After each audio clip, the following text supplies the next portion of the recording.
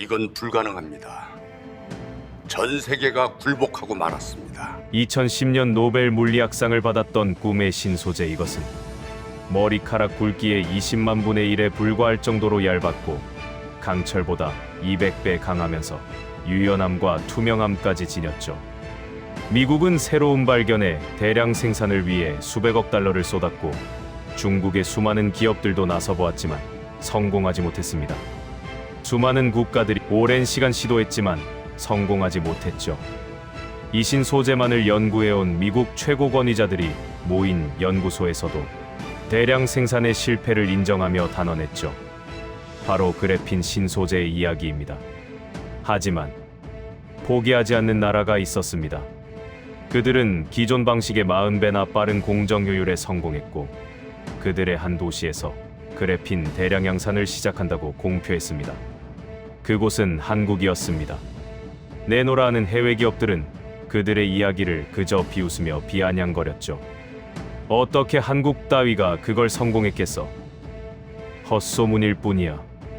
우리가 얼마나 많은 세월을 쏟아부었는데 이제 와서 그걸 성공했다고? 하지만 그들은 곧 대량 생산에 들어갔고 그제서야 비관론자들은 눈앞에 펼쳐진 현실을 마주하고 놀라움을 숨기지 못했습니다. 더 놀라운 것은 이 작은 나라의 성공은 어떤 천재성이나 뛰어난 기술력이 아니었다는 겁니다. 그럼 어떻게 전 세계가 수십 년을 실패한 것을 대한민국이 유일한 선구자가 된 것일까요? 세계 최강국 미국도 실패한 아메리칸 드림을 어떻게 해낸 것일까요? 그 숨겨진 진실과 비밀의 이야기를 지금부터 시작하겠습니다. 안녕하세요. 저는 세계통합 그래핀 연구소 최고권위자 미국의 수석연구원 마이클 앤더슨입니다. 그래핀이라는 물질을 처음 접했을 때의 충격은 지금도 또렷하게 기억하고 있습니다. 탄소 원자가 벌집 모양으로 연결된 단 한 층의 구조, 머리카락 굵기의 수십만 분의 1에 불과한 두께, 그럼에도 강철보다 수백 배 강하고 구리보다 훨씬 뛰어난 전기 전도성을 보이는 특성은 물리학자라면 누구라도 흥분하지 않을 수 없었습니다. 투명하면서도 유연하다는 점까지 더해지자 그래핀은 단순한 신소재가 아니라 산업의 규칙 자체를 바꿀 수 있는 존재처럼 여겨졌습니다. 그래서 전 세계가 움직였습니다. 미국은 국가 차원의 연구 자금을 투입해 차세대 반도체와 에너지, 소재의 핵심 후보로 그래핀을 지정했고 중국 역시 수많은 기업과 연구소를 앞세워 그래핀 대량 생산 경쟁에 뛰어들었습니다. 유럽 또한 장기간의 공동 프로젝트를 통해 대면적 그래핀 공정을 확보하려 했습니다. 논문 수는 폭발적으로 늘어났고 실험실 성과는 매년 갱신됐습니다. 이론적으로는 모든 조건이 갖춰진 듯 보였습니다. 하지만 시간이 지날수록 이상한 침묵이 이어졌습니다. 실험실에서 보고되던 뛰어난 수치들이 공장으로 옮겨지는 순간 급격히 무너졌기 때문입니다. 화학기상 증착 공정은 조금만 조건이 흔들려도 품질 편차가 커졌고 전자 이동도와 투명도는 안정적으로 유지되지 않았습니다. 생산 효율은 낮았고 비용은 치솟았습니다. 그래핀을 만들 수는 있었지만 그것을 매일 같은 품질로 반복 생산하는 시스템은 좀처럼 완성되지 않았습니다. 이 과정에서 많은 기업들이 조용히 발을 뺐습니다.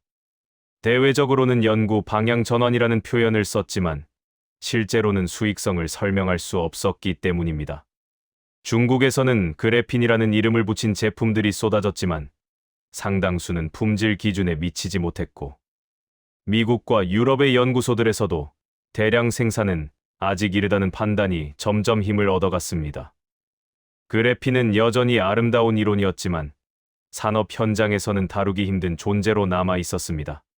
저와 같은 그래핀 전공자들 사이에서도 분위기는 미묘하게 바뀌었습니다. 한때는 세상을 바꿀 물질이라 불리던 그래핀이 어느 순간부터는 언급하기 조심스러운 주제가 되었고 학회에서도 대량 생산 이야기가 나오면 자연스럽게 화제가 다른 쪽으로 흘러가곤 했습니다. 불가능하다고 단정 짓지는 않았지만 적어도 지금의 기술과 방식으로는 쉽지 않다는 인식이 굳어지고 있었습니다. 바로 그 무렵 여러 경로를 통해 흥미로운 이야기들이 흘러나오기 시작했습니다. 기존과는 다른 접근을 시도하는 연구팀이 있다는 소문이었고, 공정 효율을 극적으로 끌어올렸다는 수치들이 조심스럽게 언급되기 시작했습니다. 아직 어느 나라의 이야기인지 명확히 드러나지 않았고, 공식 발표도 없었습니다. 다만 수십 년간 그래핀을 붙잡고 있던 사람들의 판단을 다시 흔들 만큼 낯선 흐름이 감지되고 있었습니다. 저는 그때까지만 해도 이것이 또 하나의 과장된 기대에 그칠 것이라고 생각했습니다. 하지만 그 생각은 오래가지 못했습니다. 의심이 완전히 가시지 않은 상태에서 저는 더 구체적인 자료들을 접하게 됐습니다. 공식 발표는 아니었지만 산업 관계자와 연구, 네트워크를 통해 흘러나온 정보들은 이전의 소문과는 결이 달랐습니다. 단순히 잘 만들었다는 표현이 아니라 공정 효율이 기존 방식 대비 약 40배 이상 개선됐다는 수치가 반복해서 등장했고, 대면적 구현과 대량 생산이 동시에 가능하다는 설명이 뒤따랐습니다. 그래핀 연구를 오래 해온 사람이라면 이 숫자가 얼마나 파격적인지 즉각적으로 느낄 수밖에 없습니다. 그래핀의 가장 큰 난제는 물성이 아니라 공정이었습니다.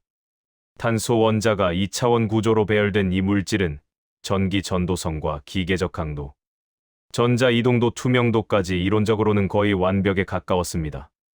전자 이동도는 실리콘보다 수배에서 많게는 10배 가까이 높게 보고됐고, 빛 투과율은 약 97%에 달해 차세대 전자 소재로 손색이 없었습니다. 하지만 이런 특성은 아주 작은 면적에서만 안정적으로 유지됐고, 면적이 커지면 결합 밀도가 급격히 증가했습니다. 생산량을 늘리면 균일도는 무너졌고 수율은 떨어졌습니다. 기존 화학 기상 증착 공정에서도 이 한계를 넘지 못했습니다.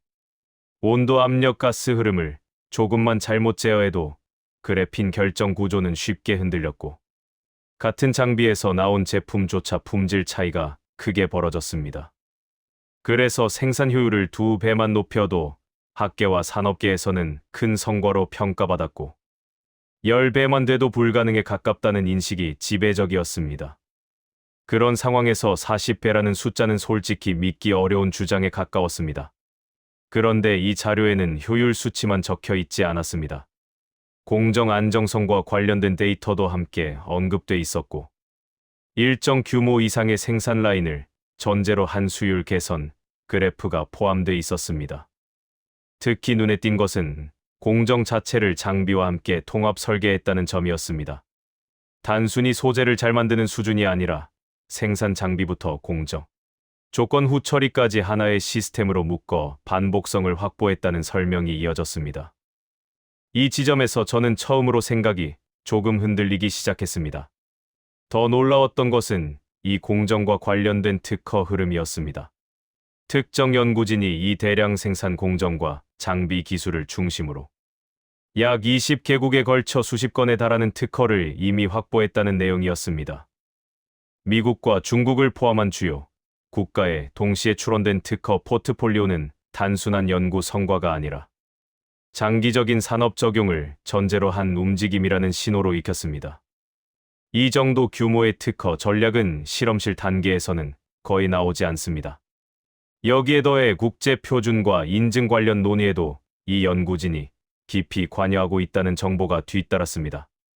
그래핀 분말 필름 복합재와 같은 다양한 형태의 제품에 대해 시험과 인증 체계를 미리 구축하고 국제 유통과 품질 기준을 주도하려는 움직임이 감지됐습니다.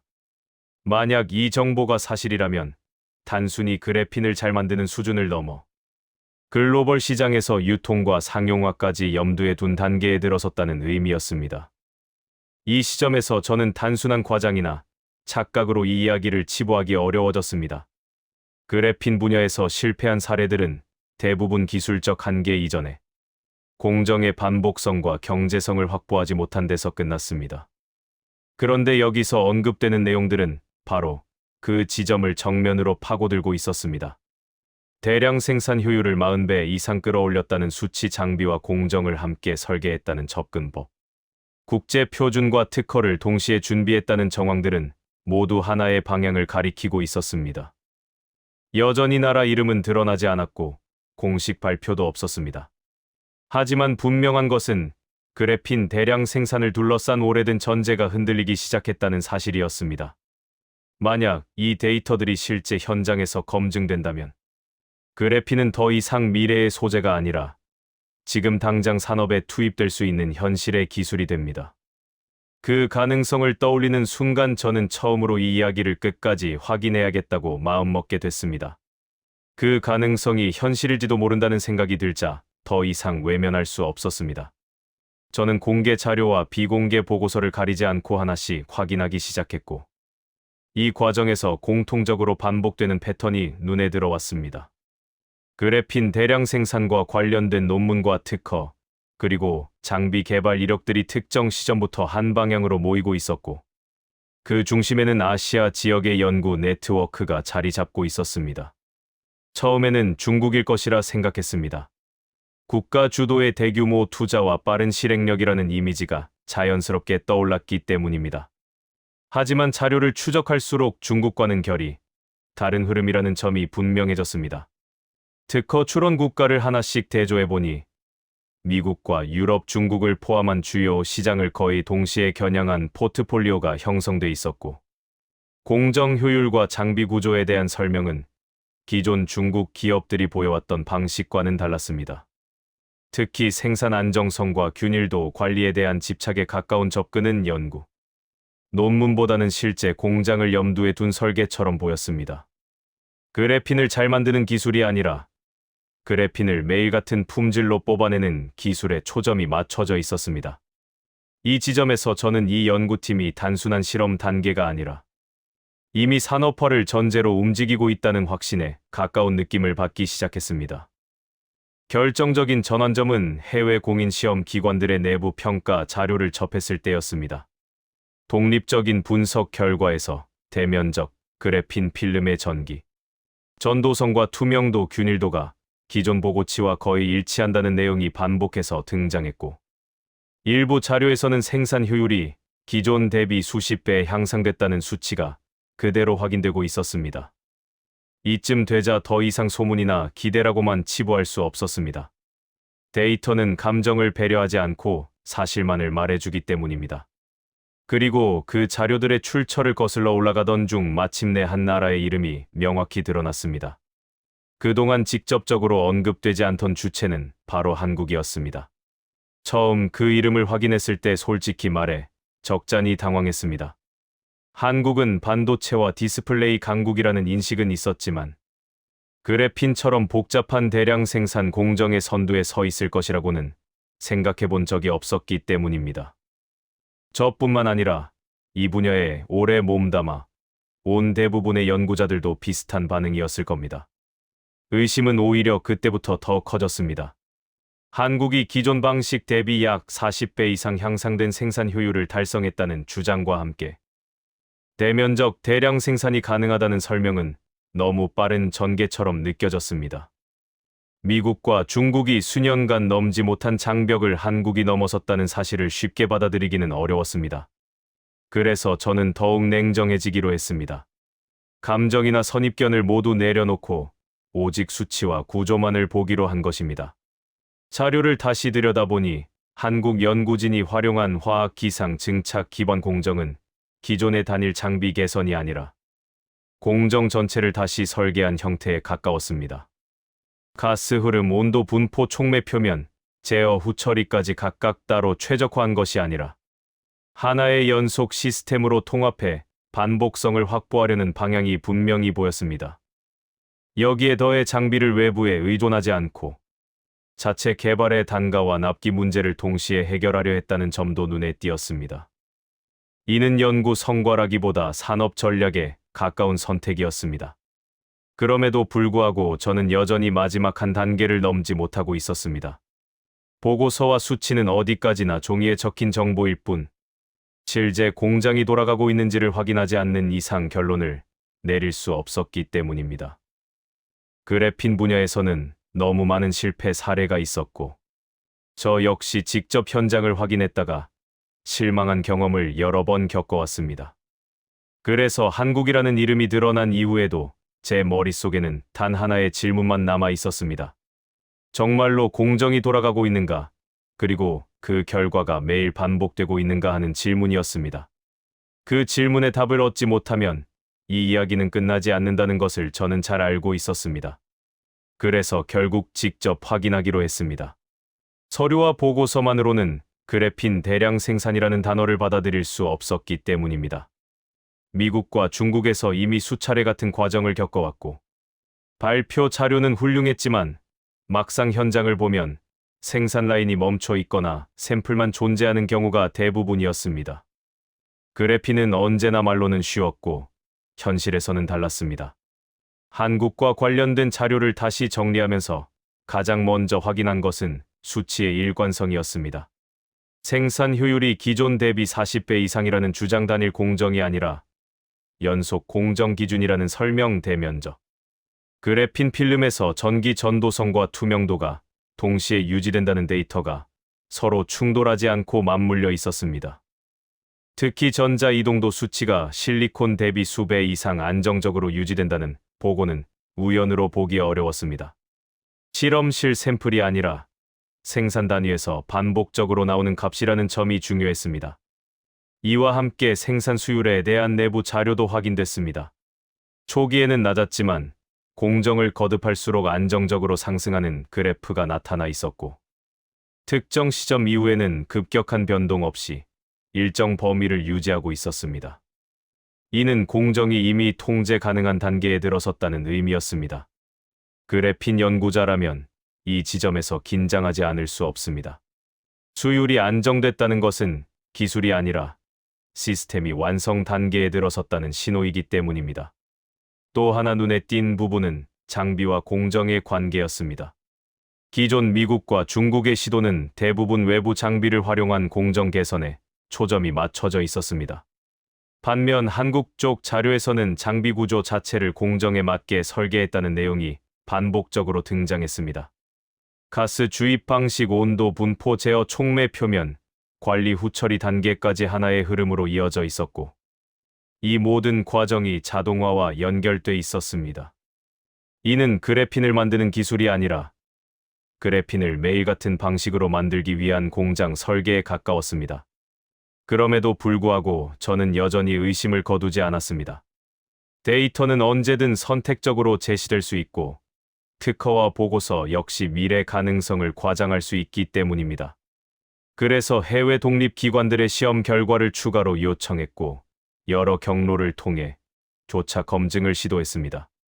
흥미롭게도 서로 다른 기관에서 나온 분석 결과들은 큰 차이를 보이지 않았습니다. 전기적 특성, 기계적 강도, 투명도, 균일도에서 제시된 수치들이 거의 동일한 범위에 머물러 있었습니다. 이쯤 되자 주변의 시선도 서서히 변하기 시작했습니다. 처음에는 웃어 넘기던 동료 연구자들이 하나둘씩 자료를 다시 보자고 연락해왔고, 일부 산업 관계자들은 이미 협력 가능성을 검토하고 있다는 이야기를 꺼내기 시작했습니다.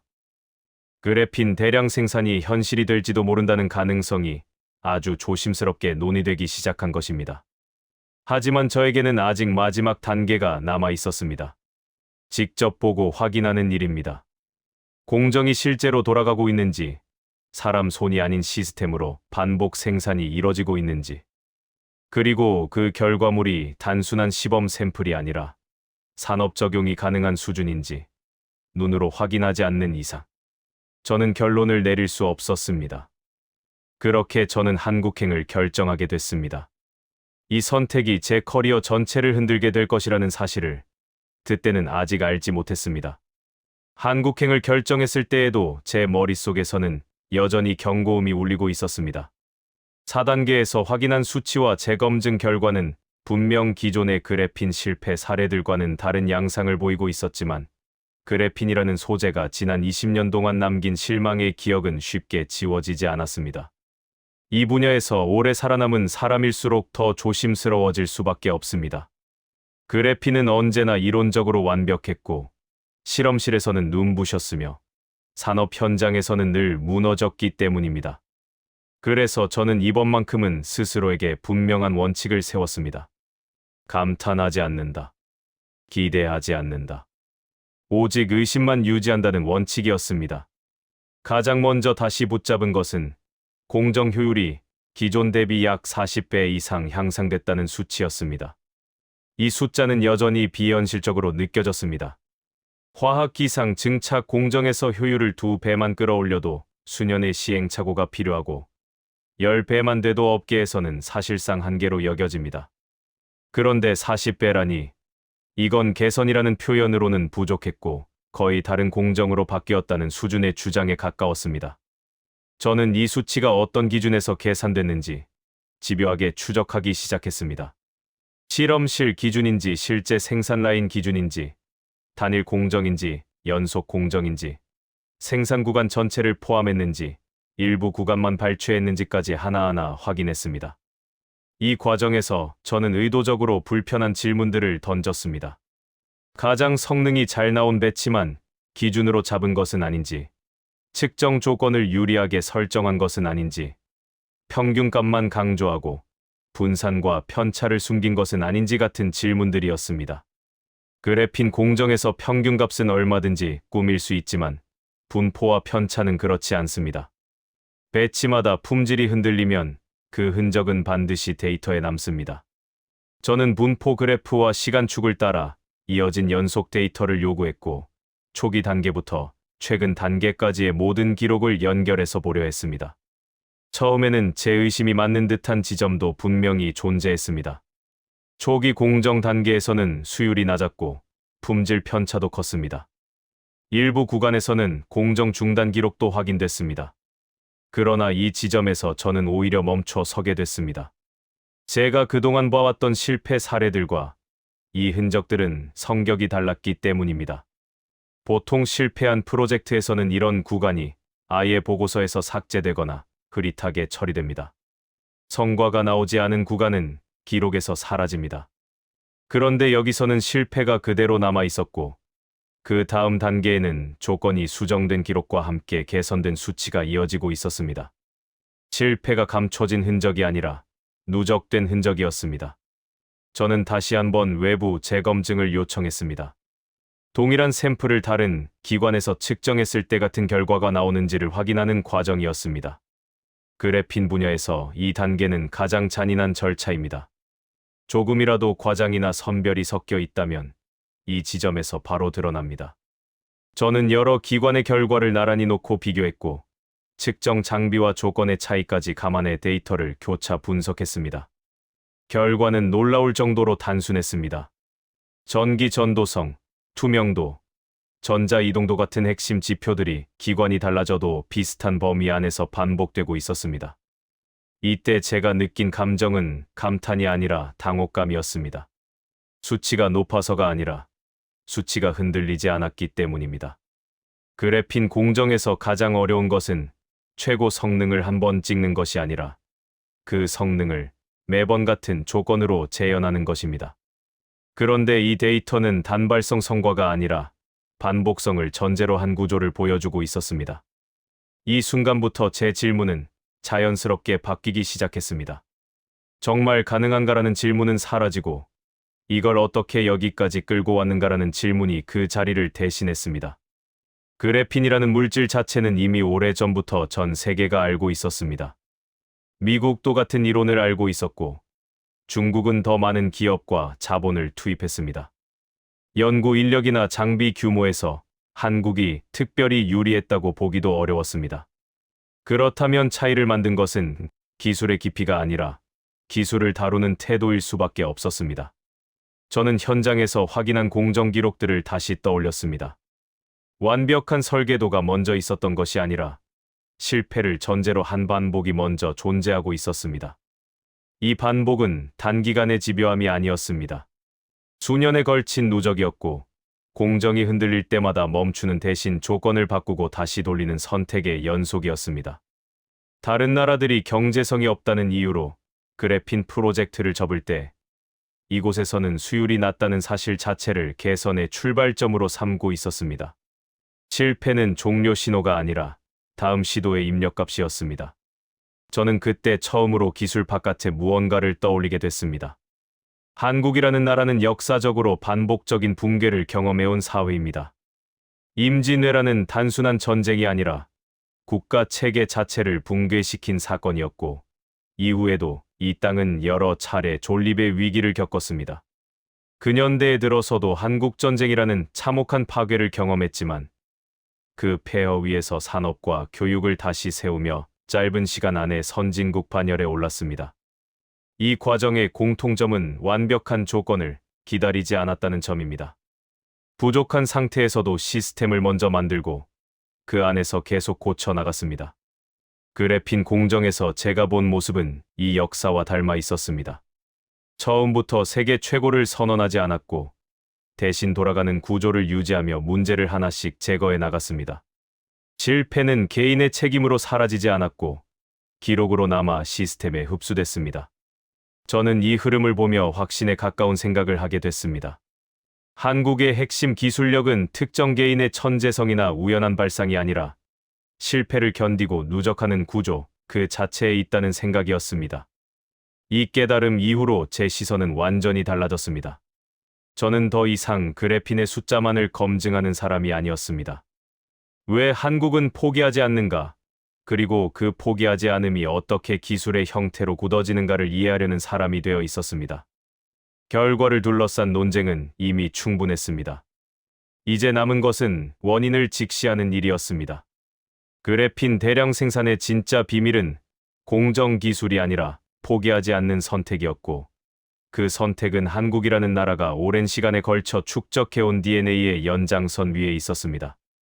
한국의 그래핀 대량 생산 공정을 직접 확인한 이후 상황은 제가 예상했던 것보다 훨씬 빠르게 움직이기 시작했습니다. 이전까지는 연구자들 사이에서만 오가던 이야기들이 점점 산업계와 정책 결정의 영역으로 이동했고, 그래핀이라는 단어는 다시 전략회의의 테이블 위로 올라오기 시작했습니다. 하지만 분위기는 과거와 달랐습니다. 이제 논의의 출발점은 가능성이나 기대가 아니라 전제였습니다. 이미 가능하다는 사실을 어떻게 받아들이고 대응할 것인가가 중심 질문이 되었기 때문입니다.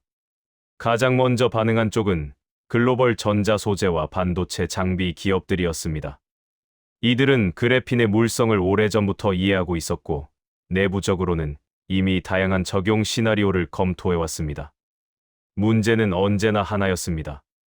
안정적인 공급이 가능한가였습니다. 그래핀이 아무리 뛰어난 특성을 가져도 품질 편차가 크고 공급이 불안정하다면 양산 제품에 적용할 수 없습니다. 그런데 한국의 공정 데이터는 이 전제를 뒤집고 있었습니다. 대면적 그래핀 필름에서 전기 전도성과 투명도가 동시에 유지되고 생산 효율이 기존 대비 수십 배 수준으로 향상됐다는 점은 단순한 연구 성과가 아니라 실제 설계 변경을 검토할 수 있는 조건이었습니다. 이 시점부터 일부 글로벌 기업들은 내부 평가 단계에서 한국의 공정을 기준점으로 삼기 시작했습니다. 기존에 참고하던 실험실 수치가 아니라 실제 공정에서 반복적으로 나오는 평균값과 분포 데이터를 중심으로 시뮬레이션을 다시 돌렸고, 그래핀 적용을 전제로 한 제품 설계 검토가 본격화됐습니다. 이는 그래핀이 미래 소재에서 현재 소재로 이동하고 있다는 신호였습니다. 그리고 그 이동의 중심에 한국이 자리하고 있다는 사실은 더 이상 숨길 수 없는 현실이 되어가고 있었습니다. 미국과 중국의 반응, 변화도 분명하게 감지됐습니다. 두 나라는 모두 그래핀을 전략 소재로 분류해왔지만 자국 내에서 공정 안정성을 확보하지 못한 상태였습니다.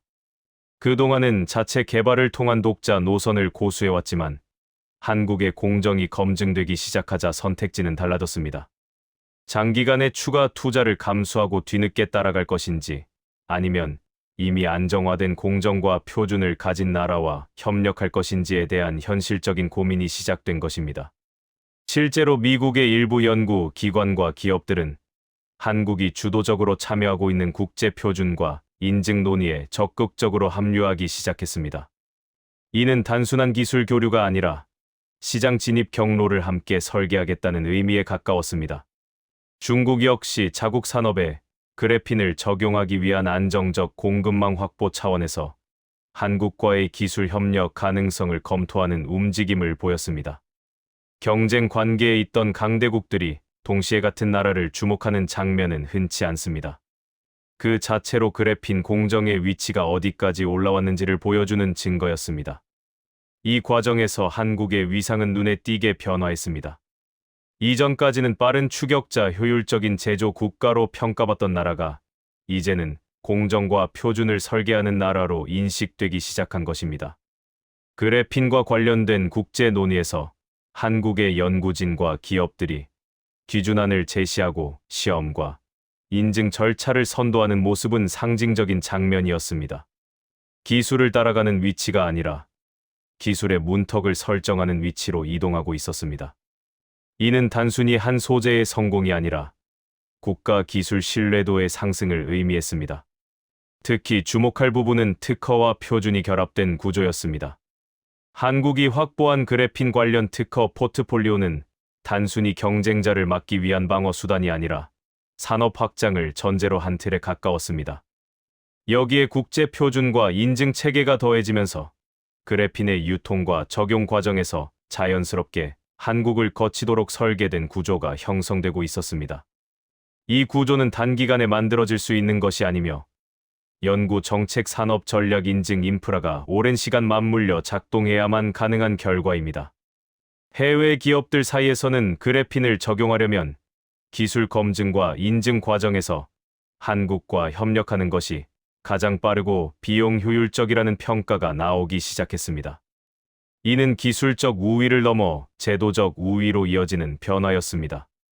다른 나라들이 같은 성능의 그래핀을 만들어낸다고 해도 시험 인증 유통의 단계에서 다시 한번 한국을 통과해야 하는 구조가 만들어지고 있었던 것입니다. 이러한 변화는 외교와 안보 영역에서도 미묘하지만 분명한 영향을 주기 시작했습니다. 첨단 소재는 단순한 산업 자원이 아니라 국가 경쟁력과 직결되는 요소이기 때문입니다. 그래핀은 반도체 2차전지 센서 디스플레이, 방산복합재 등 여러 전략 산업과 연결될 수 있는 소재였고 그 안정적 공급망을 누가 쥐고 있는지는 국가 차원의 관심사가 되었습니다. 이 맥락에서 한국은 기술 협력의 대상이자 동시에 신뢰할 수 있는 파트너로 자리매김하기 시작했습니다. 강대국들이 한국과의 기술 협력과 동맹 강화를 동시에 언급하는 이유도 여기에 있었습니다. 저에게 개인적으로 가장 인상적이었던 변화는 학계의 분위기였습니다. 한때 그래핀 대량 생산 이야기가 나오면 회의적인 표정부터 짓던 연구자들이 이제는 한국의 공정 구조를 분석하고 적용 가능성을 토론하기 시작했습니다. 누가 먼저 발견했는지가 아니라 누가 끝까지 해냈는지를 기준으로 평가하는 분위기가 형성된 것입니다. 이는 그래핀이라는 소재를 넘어 연구, 문화 전반에 대한 반성이기도 했습니다. 이 모든 흐름 속에서 분명해진 사실이 하나 있었습니다. 한국의 그래핀 대량 생산 성공은 단발성 기술 이벤트가 아니라 국제 기술 질서의 실제 변화를 만들어냈다는 점입니다. 기술 강국들이 동시에 한국을 주목하고 협력을 모색하는 상황 자체가 이를 증명하고 있었습니다. 그리고 이 변화의 중심에는 그래핀이라는 소재보다 더 근본적인 요소가 자리 잡고 있었습니다. 실패를 끝으로 보지 않고 시스템의 일부로 흡수해온 태도, 포기하지 않는 선택을 반복해온 방식, 그리고 그 방식을 국가 단위로 유지해온 시간의 힘이었습니다. 이제 그래핀은 하나의 소재가 아니라 기준이 되어가고 있었습니다. 그리고 그 기준을 만든 나라는 한국이었습니다. 이 사실을 인정하는 순간, 저는 이 이야기가 어디로 향하고 있는지 분명히 느낄 수 있었습니다. 그래핀 대량 생산은 끝이 아니라 출발점이었고, 그 출발점에서 한국은 이미 한 발 앞에 서 있었습니다. 이 시점에 이르러 전 세계는 더 이상 그래핀 대량 생산이 가능한지 아닌지를 묻지 않았습니다. 그 질문은 이미 답을 얻었기 때문입니다. 대신 완전히 다른 질문이 등장했습니다. 왜 이 기술은 한국에서 먼저 현실이 되었는가? 그리고 이 변화가 앞으로 어떤 파장을 만들어낼 것인가라는 질문이었습니다.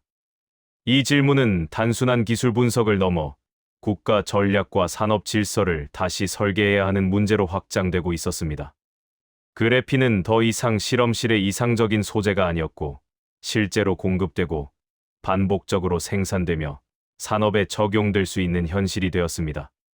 그리고 그 현실의 중심에 한국이 자리 잡고 있다는 사실은 더 이상 부정할 수 없는 상황이었습니다.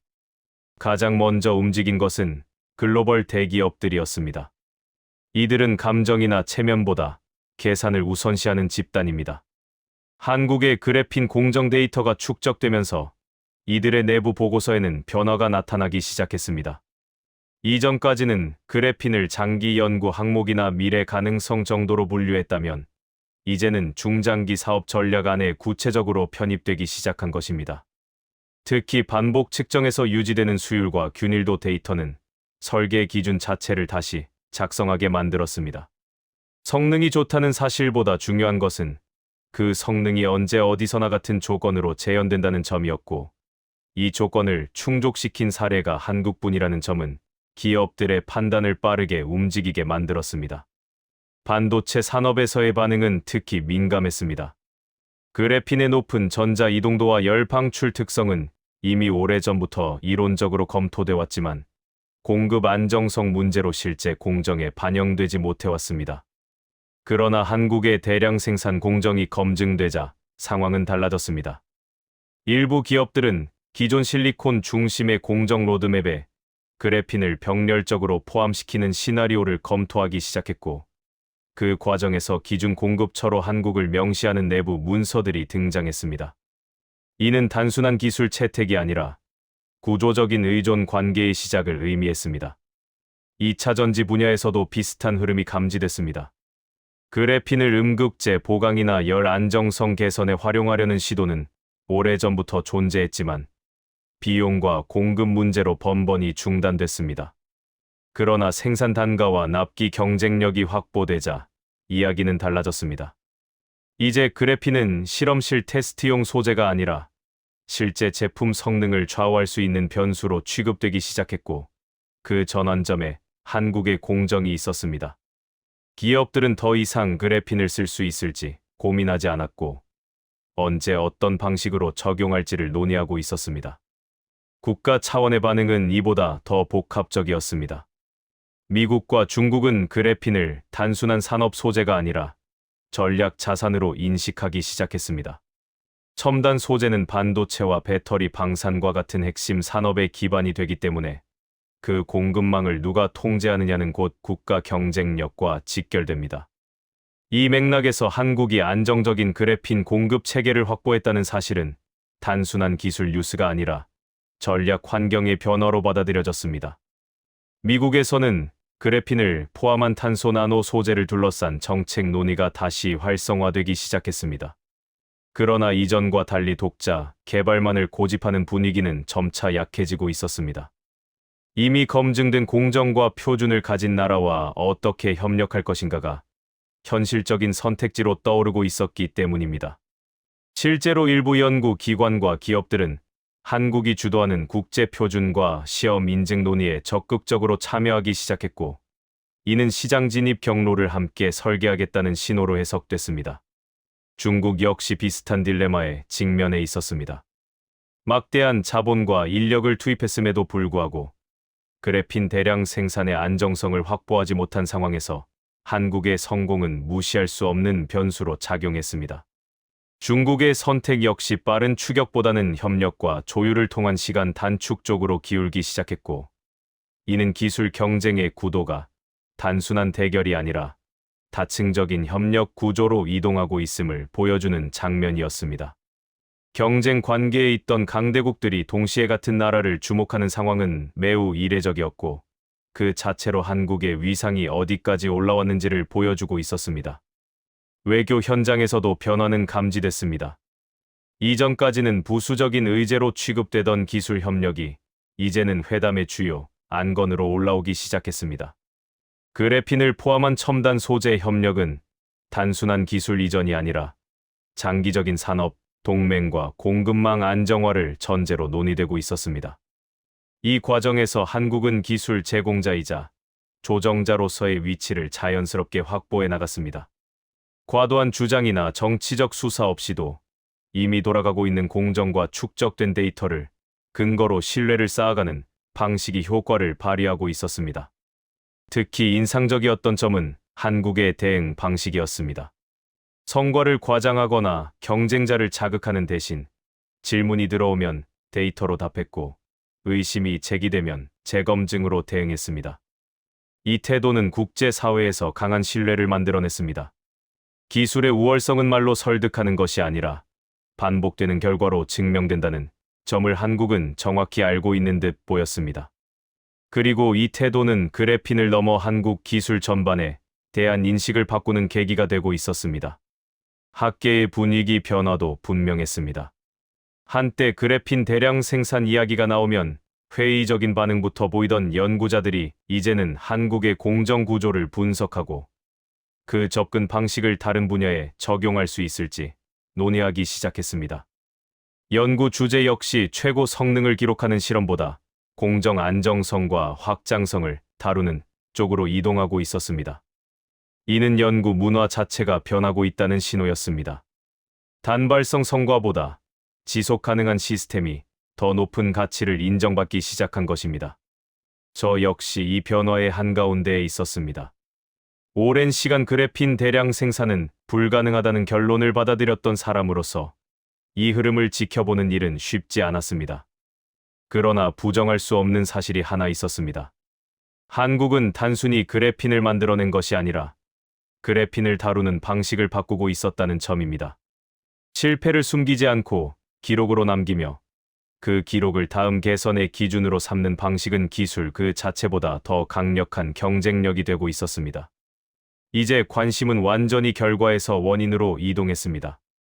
그래핀이 얼마나 뛰어난가가 아니라 왜 한국은 끝까지 갔는가가 핵심 질문이 되었습니다. 다른 나라들이 단기 성과 부재와 경제성 문제를 이유로 프로젝트를 접을 때 한국은 실패를 제거하지 않고 시스템 안에 흡수했습니다. 이 선택의 차이는 시간이 지나며 구조적인 격차로 확대됐고 그 격차가 지금 눈앞에 현실로 나타나고 있었습니다. 이 변화는 단순한 기술 성공담이 아니었습니다. 국가가 실패를 어떻게 다루느냐가 결국 어떤 위치에 서게 되는지를 보여주는 사례였습니다. 한국은 실패를 지우지 않았고 실패를 견디며 누적했습니다. 그 결과 그래핀이라는 한 소재를 넘어 새로운 기술 질서를 설계할 수 있는 위치에 올라섰습니다. 이제 그래핀은 하나의 상징이 되었습니다. 불가능하다고 여겨졌던 영역에서 끝까지 간 선택이 어떤 결과를 만들어내는지를 보여주는 상징 말입니다. 그리고 그 상징의 중심에는 한국이 있었습니다. 더 이상 놀라운 것은 그래핀의 성능이 아니었습니다. 놀라운 것은 그 성능이 매번 같은 방식으로 반복된다는 사실이었고 그 반복을 가능하게 만든 나라가 한국이라는 점이었습니다. 이 지점에서 저는 확신하게 됐습니다. 그래핀 대량 생산의 이야기는 여기서 끝나지 않을 것이며 이것은 하나의 결과가 아니라 하나의 방식이라는 확신이었습니다. 이제 남은 것은 이 이야기가 어떤 결말로 기록될 것인가였습니다. 그리고 그 결말은 더 이상 피할 수 없는 판단으로 제 앞에 다가오고 있었습니다. 이제 남은 것은 결말이었습니다. 그리고 그 결말은 누가 뭐라고 하든 결국 제가 써야 하는 한 장의 문서로 완성될 수밖에 없었습니다. 저는 한국에서 확인한 자료와 공정 기록, 그리고 여러 기관의 재검증 결과를 바탕으로 보고서를 작성해야 했습니다. 겉으로는 기술 검증 보고서였지만 실제로는 더 큰 의미를 갖는 문서였습니다. 미국과 중국을 포함한 여러 국가의 산업 전략과 정책 판단에 영향을 미칠 자료였고 동시에 제 개인 경력 전체를 다시 정의할 문서이기도 했습니다. 그래핀 대량 생산은 불가능하다고 말해왔던 사람이 그 판단을 뒤집어야 하는 순간이었기 때문입니다. 호텔방에 돌아와 노트북을 켰을 때 화면은 환했지만 제 머릿속은 오히려 흐릿했습니다. 숫자는 이미 충분히 확인했고 의심의 여지도 거의 남지 않았습니다. 하지만 손가락이 쉽게 움직이지 않았습니다. 저는 그래핀 연구자로서 오랫동안 반복해온 문장을 떠올렸습니다. 양산은 아직 멀었다. 경제성이 없다. 균일성이 유지되지 않는다. 수율이 떨어진다. 그 문장들이 저에게는 단순한 의견이 아니라 정체성에 가까웠습니다. 그 정체성을 스스로 부정하는 글을 쓰게 될 줄은 상상하지 못했습니다. 그래서 첫 문장을 어떻게 시작할지 한참을 멈춰 있었습니다. 보고서에서 가장 먼저 정리한 것은 핵심 수치들이었습니다. 공정 효율이 기존 방식 대비 수십 배 수준으로 향상됐다는 내용은 단순한 홍보 문구가 아니라 공정 전반의 통합 설계와 반복 개선을 통해 실제로 확인된 결과라는 점을 명확히 적었습니다. 그리고 대면적 그래핀 필름에서도 전기 전도성과 투명도가 동시에 유지된다는 점, 전하 이동 특성이 실리콘 대비 크게 우수하다는 점, 그리고 이러한 결과가 단발성 샘플이 아니라 누적 데이터에서 반복적으로 나타난다는 점을 순서대로 기록했습니다. 여기서 중요한 것은 수치의 최고값이 아니라 반복성과 분포였습니다. 저는 평균만 적지 않았습니다. 분산과 편차, 시간이 지나며 수렴하는 형태, 초기 실패 구간과 개선 구간이 이어지는 흐름까지 함께 정리했습니다. 그래핀에서 진짜 양산은 성능이 아니라 안정성이기 때문입니다. 그 다음에는 검증 절차를 적었습니다. 여러 기관의 재검증 결과가 서로 크게 다르지 않았고, 측정 조건이 달라져도 핵심 지표가 같은 범위로 반복된다는 사실은 중요한 근거였습니다. 특히 제게 결정적인 것은 수치 자체보다도 수치가 유지되는 방식이었습니다. 그래핀 공정에서 가장 어려운 것은 높은 성능을 한번 보여주는 것이 아니라 그 성능을 매번 같은 조건으로 내는 것입니다. 그런데 한국의 데이터는 그 가능성을 보여주고 있었습니다. 저는 보고서에 이 부분을 분명히 남겼습니다. 한국의 그래핀 생산은 실험적 성공이 아니라 통제 가능한 생산 체계로 보이며 공정은 장기 운용을 전제로 설계되어 있다는 문장이었습니다. 하지만 보고서가 단순한 기술 문서였다면 여기서 끝났을지도 모릅니다. 문제는 그 다음이었습니다. 왜 이런 결과가 한국에서 나왔는가라는 질문을 회피할 수 없었습니다. 처음에는 이 질문을 빼려 했습니다. 기술 보고서의 문화나 태도 이야기는 어울리지 않아 보였기 때문입니다. 그러나 저는 알고 있었습니다. 지금 눈앞의 결과는 기술만으로 설명되지 않는다는 것을요. 미국과 중국도 같은 이론을 알고 있었고, 더 많은 자금과 인력을 투입했으며, 세계 최고 수준의 장비와 연구진을 동원했습니다. 그럼에도 실패했습니다. 단순히 기술력의 우열로 설명하기 어렵습니다. 저는 마지못해 그 원인을 정리하기 시작했습니다. 제가 본 한국의 공정은 천재의 한방이 아니었습니다. 완벽한 설계도를 먼저 만들어 놓고 그대로 실행한 것도 아니었습니다. 오히려 그 반대였습니다. 실패를 전제로 하고 실패를 기록으로 남기고 그 기록을 바탕으로 다음 개선을 반복한 흔적이 공정 전체에 남아 있었습니다. 초기에는 수율이 낮았고 중단도 있었지만 그때마다 조건이 수정되고 장비가 보완되며 시스템이 업그레이드 되었습니다. 중요한 것은 그 과정이 포기 없이 이어졌다는 사실입니다. 다른 나라들이 경제성 문제와 단기 성과 부재를 이유로 프로젝트를 종료할 때 한국은 종료를 선택지에서 지워버린 채 다음 반복으로 넘어갔습니다. 결과적으로 시간이 쌓이며 격차가 생겼고 그 격차가 지금의 수치로 나타났습니다. 저는 이 원인을 더 명확히 설명하기 위해 한국의 역사적 맥락을 떠올렸습니다. 임진왜란은 국가의 기반을 뒤흔든 거대한 파괴였고 한국전쟁은 산업과 사회 인프라를 거의 전면적으로 붕괴시킨 사건이었습니다. 그런데 한국은 그 폐허 위에서 체계를 다시 만들고 산업과 교육에 집중하며 짧은 시간 안에 선진국 반열로 올라섰습니다. 이 과정에서 반복된 것은 단 한 번의 기적이 아니라 실패와 부족을 전제로 한 지속적인 개선이었습니다. 저는 보고서에 이 내용을 길게 쓰지 않았지만 핵심만 남겼습니다. 한국의 성공은 기술적 우월성보다 지속적 실행과 시스템적 개선 능력에서 기인한다는 문장이었습니다. 여기까지 쓰고 나니 손이 떨리기 시작했습니다. 보고서는 점점 제가 인정하고 싶지 않은 사실을 향해 가고 있었습니다. 이 문서는 한국을 칭찬하는 문서가 아니라 우리가 틀렸다는 것을 인정하는 문서였기 때문입니다. 저는 문장을 고쳐 쓰고 또 고쳐 썼습니다. 너무 직설적으로 쓰면 정치적으로 문제가 될 수 있고 너무 완곡하게 쓰면 사실을 왜곡하는 것이 됩니다. 균형을 잡기가 어려웠습니다. 하지만 결국 남길 수밖에 없는 문장이 있었습니다. 한국의 그래핀 대량 생산 공정은 실제이며 현재 확인된 데이터와 재검증 결과는 발표 내용과 정합적이다라는 문장이었습니다.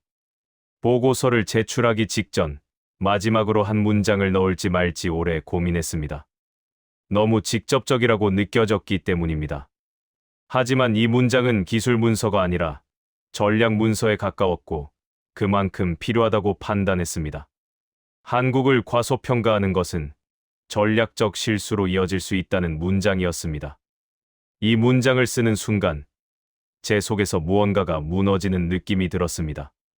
왜냐하면 저는 오랫동안 한국을 효율적인 추격자로만 인식해왔기 때문입니다. 그런데 제가 지금 쓰려는 문장은 그 인식을 완전히 부정하는 문장이었습니다. 보고서를 저장하고 발송 버튼 위에 커서를 올렸을 때 저는 잠시 손을 멈췄습니다. 보내는 순간 이 이야기는 되돌릴 수 없게 됩니다. 제 판단이 곧 기록이 되고 그 기록이 국가들의 전략에 반영될 것입니다. 하지만 저는 더 이상 피할 수 없었습니다. 저는 전문가였고 제가 확인한 사실을 적는 것이 제 역할이었기 때문입니다. 결국 발송 버튼을 눌렀습니다. 그 뒤에 찾아온 것은 이상할 정도로 고요한 감정이었습니다. 승리감이 아니라 해방감에 가까웠습니다. 오랫동안 붙잡고 있던 결론을 내려놓는 느낌이었습니다. 비행기에 올라 창밖을 바라보며 저는 생각했습니다. 우리는 그래핀을 너무 완벽하게 만들려고 했는지도 모릅니다. 완벽하지 않으면 의미 없다고 여겼고 그래서 멈췄습니다.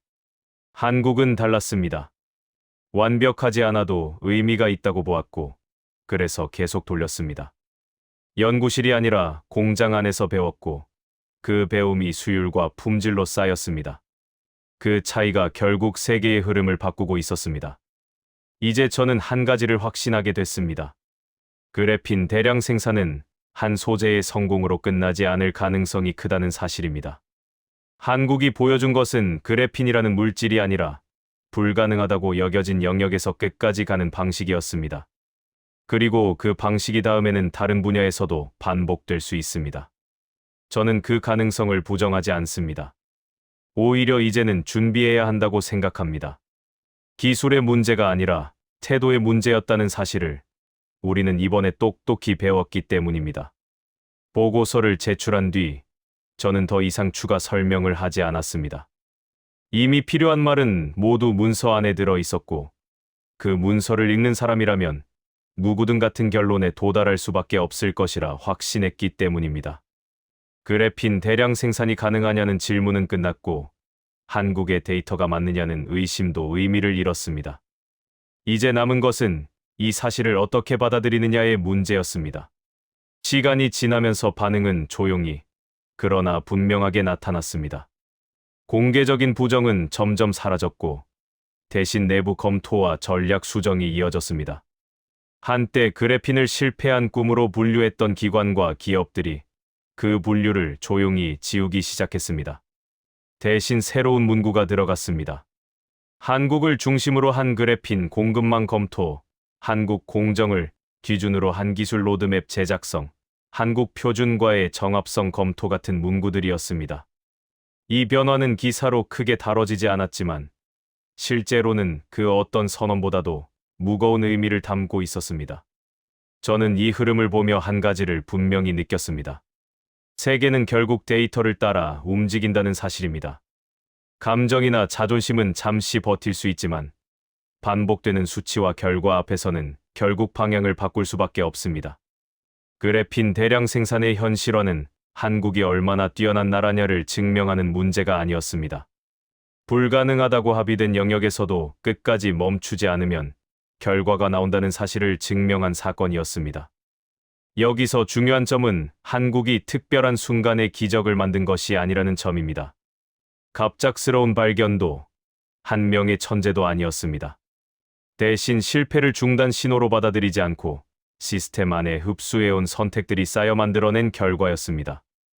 이 선택은 그래핀 이전에도 반복돼 왔고 전쟁의 폐허에서 산업 국가로 올라서는 과정에서도 같은 방식으로 작동했습니다. 조건이 완벽해질 때까지 기다리지 않고 부족한 상태에서라도 구조를 만들고 고쳐나가는 방식 말입니다. 그래핀은 그 연장선 위에 놓인 하나의 사례에 불과합니다. 하지만 이 사례가 던지는 메시지는 가볍지 않습니다. 기술의 격차는 단기간에 따라잡을 수 있을지 몰라도 실패를 다루는 방식과 포기를 배제한 구조는 쉽게 복제할 수 없기 때문입니다. 저는 이 점이야말로 이번 이야기의 핵심이라고 생각합니다. 한국의 그래핀 대량 생산이 충격적인 이유는 성능 수치 때문이 아니라 그 성능이 만들어지는 방식 때문입니다. 이제 저는 더 이상 그래핀을 불가능한 기술이라고 말할 수 없습니다. 직접 확인했고 데이터를 받고 그 결과가 반복된다는 사실을 인정했기 때문입니다. 그리고 그 인정을 통해 한 가지를 더 배웠습니다. 우리가 불가능하다고 단언했던 것들 중 상당수는 사실 끝까지 가지 않았기 때문에 불가능해 보였을 뿐이라는 사실입니다. 이 이야기를 마치며 저는 하나의 문장을 마음속에 남깁니다. 한국을 과소평가하는 것은 기술적 판단의 오류가 아니라 전략적 판단의 실패로 이어질 수 있다는 문장입니다. 그래핀은 끝이 아닙니다. 다만 이미 충분히 많은 것을 보여주었습니다. 끝까지 가는 선택이 무엇을 만들어내는지, 그리고 그 선택을 반복해온 나라가 어떤 위치에 서게 되는지를 말입니다. 이제 질문은 바뀌어야 합니다. 한국이 해냈느냐가 아니라 우리는 같은 상황에서 끝까지 갈 준비가 되어 있는가라는 질문으로 말입니다. 이 질문에 답하지 않는 한, 다음 그래핀은 또 다른 이름으로 반복될 것입니다. 그리고 그때도 아마 같은 나라가 같은 방식으로 조용히 끝까지 가 있을지도 모릅니다. 오늘 영상은 여기까지입니다. 구독과 좋아요는 영상 제작에 큰 도움이 됩니다. 감사합니다.